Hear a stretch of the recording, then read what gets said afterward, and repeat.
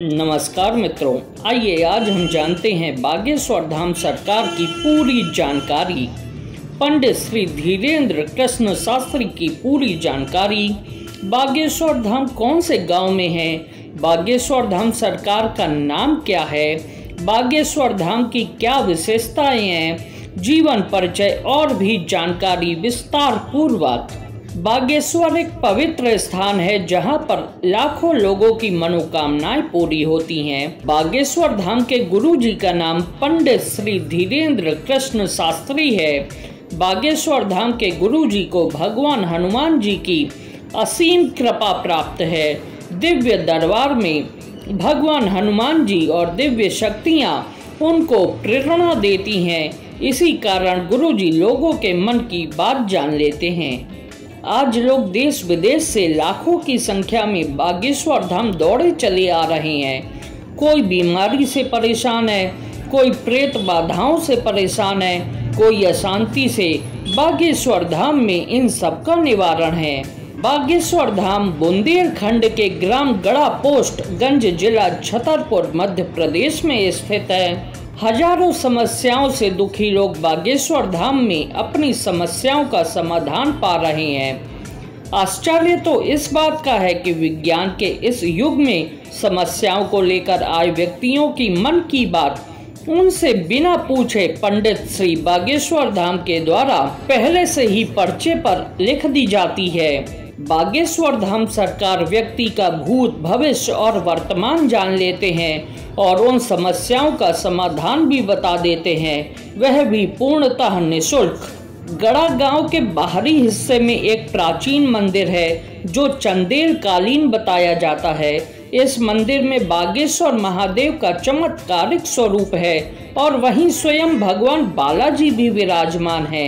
नियति ने पंडित धीरेन्द्र कृष्ण शास्त्री को पुकारना शुरू कर दिया और इसके माध्यम बने बागेश्वर मंदिर के पुजारी और धीरेन्द्र कृष्ण शास्त्री के दादा पंडित श्री भगवान दास सेतुलाल गर्ग दादाजी महाराज। आपके मन में मित्रों एक प्रश्न आया होगा कि श्री बागेश्वर बालाजी सरकार और बागेश्वर महादेव के कृपा पात्र संत श्री धीरेन्द्र कृष्ण शास्त्री के पास ऐसी कौन सी दिव्य शक्ति है जिससे वो लोगों के मन की बात जान लेते हैं। स्वयं श्री धीरेन्द्र कृष्ण शास्त्री के अनुसार गुरुजी बताते हैं कि उन्हें बागेश्वर बालाजी की सेवा में 8-9 वर्ष से ही शुरुआत हो चुकी थी। जब गुरुजी 12-13 वर्ष के थे तब उनके अनुभव बढ़ने लगे थे। उनके पूज्य दादा उन्हें विशेष विधियों के द्वारा उन्हें संजोने लगे थे। गुरुजी की माता का नाम श्रीमती सरोज और पिता का नाम पंडित श्री राम कृपाल है। गुरुजी का जन्म 15 जुलाई 1996 को हुआ था। हमारे गुरुजी कम उम्र में ही साधना, योग आदि करते थे। गुरुजी कहते हैं कि उनको आगे बढ़ाने वाला, आगे मार्ग बताने वाला कोई नहीं था। इस कारण से वो रोते रहते थे।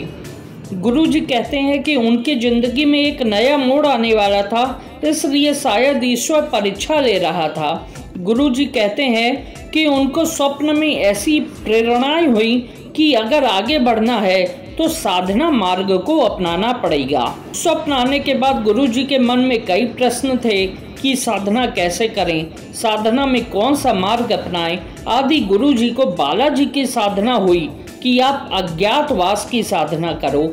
अज्ञातवास साधना से ही संसार की कठिनाइयों को भेदते हुए आप लोगों के जीवन में प्रकाश भर सकते हो। गुरुजी कहते हैं कि उन्होंने इस बात को पिताजी और माताजी को बताया और माता पिता ने इस बात को गंभीर रूप से नहीं लिया। उसके बाद गुरुजी को 2 बार फिर अज्ञातवास का स्वप्न आया, लेकिन गुरुजी उस समय अज्ञातवास को नहीं जानते थे। गुरुजी ने खोज की तो उन्होंने पाया कि पांडवों ने भी तो अज्ञातवास किया था और अज्ञातवास की साधना की थी।